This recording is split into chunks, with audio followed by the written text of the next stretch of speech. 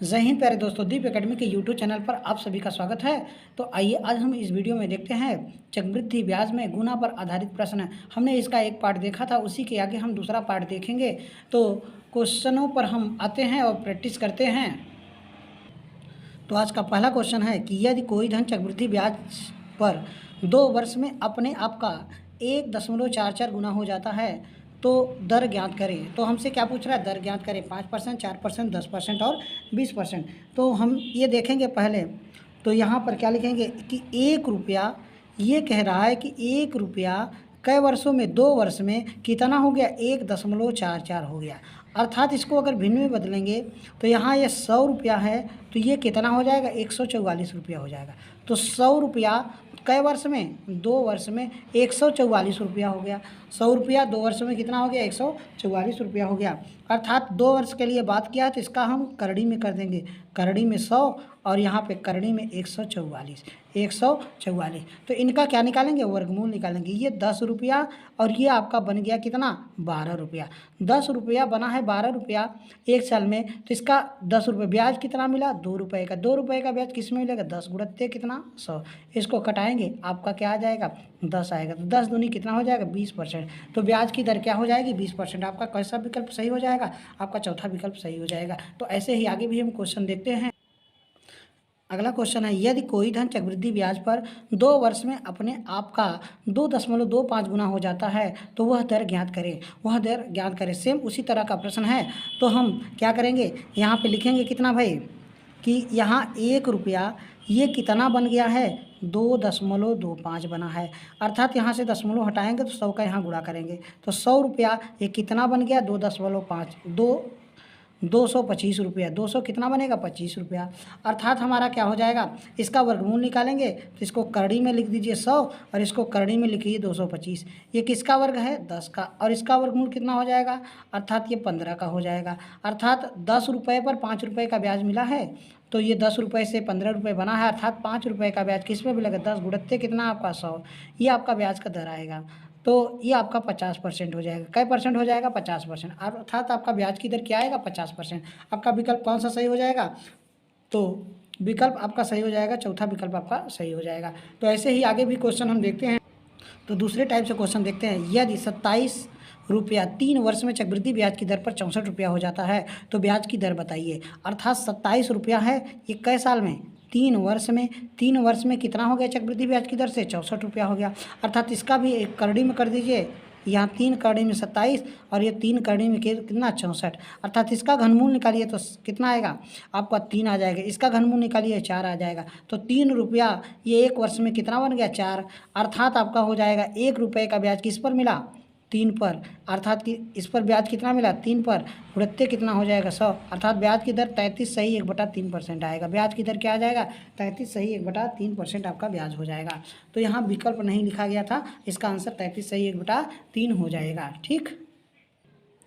अगला क्वेश्चन देखते हैं। यदि 72 रुपया चक्रवृद्धि ब्याज की दर पर 2 वर्षों में 98 रुपया हो जाता है तो ब्याज की दर बताइए। तो ब्याज की दर आपसे पूछा जा रहा है। क्या पूछा रहा है? ब्याज की दर। तो ये आपका है 72 रुपया। ये कै साल में? ये कह रहा है कि 2 वर्ष में। कै वर्ष में? 2 वर्ष में। कितना हो गया? 98 रुपया हो गया। 98 रुपया। तो यहाँ पहले इसको कटाकर छोटा कर दीजिए। ये आपका 36 रुपया और ये आपका कितना? ये आपका हो जाएगा कितना? 49 रुपया। कितना हो जाएगा? 49 रुपया हो जाएगा। इसको कटाएंगे 2 से। अर्थात ये 36 रुपया 2 वर्ष में 49 रुपया बना है, तो इसको करणी में 36 लिख दीजिए और इसको करणी में कितना लिख दीजिए? 49। इसका वर्गमूल 6 हो जाएगा, इसका वर्गमूल 7 हो जाएगा। अर्थात 6 रुपये पर 7 रुपये ब्याज बना है, तो हमको दर बताना है। तो 1 रुपये का ब्याज मिला है किस पर? 6 रुपये पर। गुणित कितना? 100। अर्थात कितना? 50 बटा कितना हो जाएगा?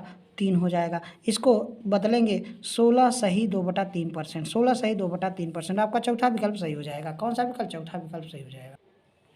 अगला क्वेश्चन है, यदि 10,24,00 रुपया चक्रवृद्धि ब्याज की दर पर 3 वर्षों में 14,58,00 हो जाता है तो दर ज्ञात करना है। क्या ज्ञात करना है? दर ज्ञात करना है। तो यहाँ लिखिए कई वर्षों में? ये 3 वर्षों में। तो यहाँ 10, 24 और 00, ये कितना बन गया? 14,58,00 बन गया। तो यहाँ से इसको कटाएंगे, 2 से कट जाएगा और इसको कटाएंगे। कैसे कटा देंगे? इसको 2 से कटाएंगे। 2 पंजे 10, दो पंजे 10, दो एक का दो और दो दूनी हो जाएगा, तो ये 512 हो गया। और ये आपका 2 से कटाएंगे, 2 सत्ते 14 और दो दूनी और दूनों 18, 729, 512 रुपया 729 रुपया हो गया। अर्थात ये कई वर्षों में, ये बोल रहा है कि 3 वर्ष में, कई वर्ष में 3 वर्ष में। तो इसको करड़ी में 512 लिखिए, 3 करड़ी में 512 और 3 करड़ी में कितना 729। इसका अब घनमूल निकालिए, तो इसका घनमूल निकालेंगे आपका हो जाएगा 8 का, और ये घनमूल आपका हो जाएगा 9। तो 8 रुपये पर 1 रुपये का ब्याज मिला, 9 रुपये बना है, तो ब्याज की दर बताना है। तो 1 रुपये का ब्याज किस पर 8 और गुणत्ते कितना 100, गुणत्ते 100, तो ये 4 दूनी हो जाएगा, 4 से कटाएंगे इससे हो जाएगा 25। अर्थात 25/2 को 12/1/2% बताएंगे, 25 को 12/1/2%, अर्थात चौथा विकल्प आपका सही हो जाएगा। कौन सा विकल्प? चौथा विकल्प आपका सही हो जाएगा। तो क्या करना है, पहले इसको माने कि 10 24 00 और 14 58 00 को लिखने के बाद इसको हम कटा के छोटा कर लेंगे, तब वो जितने वर्ष के लिए रहेगा उसका हम उतना ही माने वर्ग रहेगा, वर्गमूल, घन रहेगा, घनमूल 4 रहेगा, तो चतुर्थ मूल निकाल के हम ब्याज देखेंगे कितना प्राप्त हो रहा है, तो ब्याज की दर निकाल लेंगे। ठीक, अगला हम क्वेश्चन देखते हैं।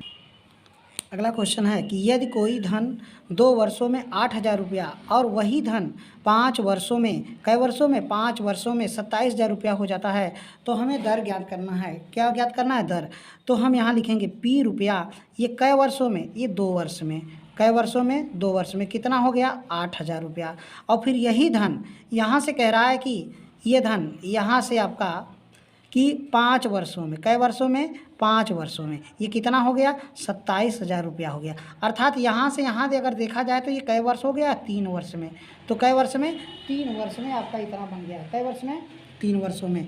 तो यहाँ इसको हम अगर देखेंगे कटा देंगे तो ये 3 0 3 0 से कट जाएगा, तो इसका घनमूल लेंगे 2 आएगा, और इसका घनमूल लेंगे कितना आ जाएगा 3, यहाँ घनमूल लिया जाएगा, घनमूल, तो घनमूल लेंगे 3 हो जाएगा। अर्थात 2 रुपये पर कई रुपये का 3 रुपये बना है, तो ब्याज कई रुपये मिला 1 रुपये, 1 रुपये का ब्याज किस पर 2, गुणत्ते कितना 100, 2 से कटाई कितना आएगा 50%, कई परसेंट आ जाएगा 50% आपका आंसर हो जाएगा।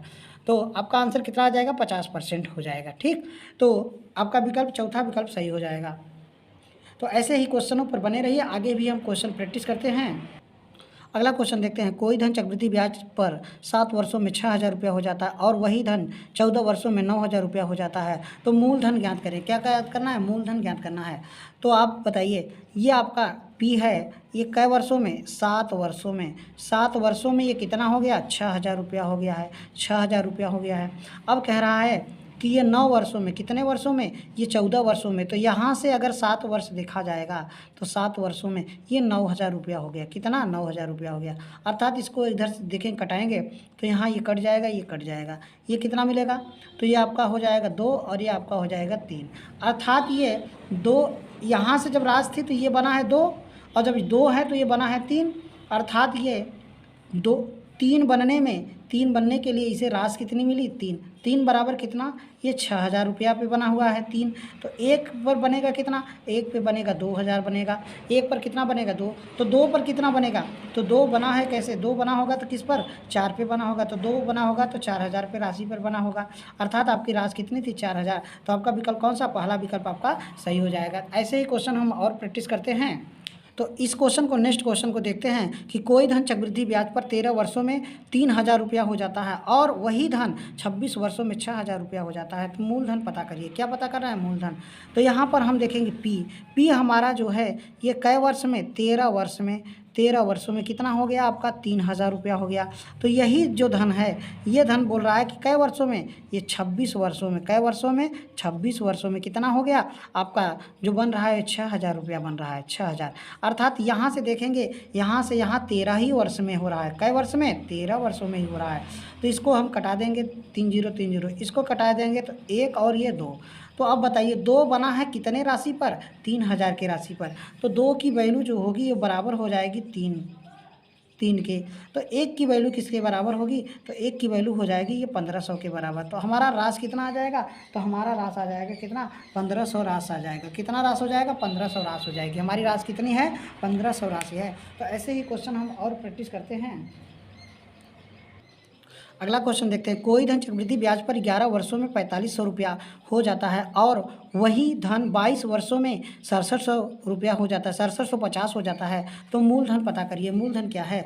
तो यहाँ देखिए, ये पी राशि है, ये कह रहा है कि 11 वर्ष में, कई वर्षों में? 11 वर्षों में, 11 वर्षों में कितना हो गया, ये 4500 रुपया हो गया। कितना, 4500 रुपया। यही राशि यहाँ से कह रहा है कि 22 वर्षों में 6750 रुपया हो गया।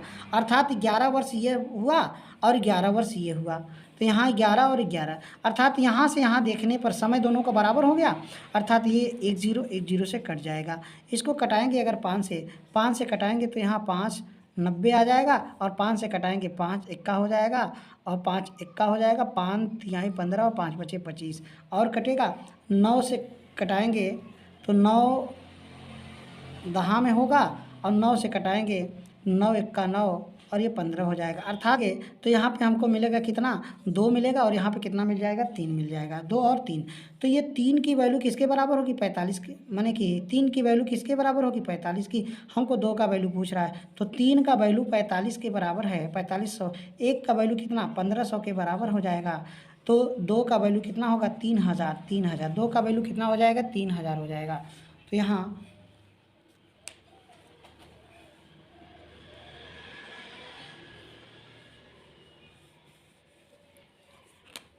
जब 1 का वैल्यू आपको कितना दिया है, 1500 दिया है, तो हमें 2 का वैल्यू पूछे, तो 2 का वैल्यू 15 दूना कितना हो जाएगा, 30। तो 3000 राशि थी हमारी। राशि कितनी थी, 3000 रुपये की राशि थी। तो ऐसे ही आगे भी हम क्वेश्चन प्रैक्टिस करते हैं।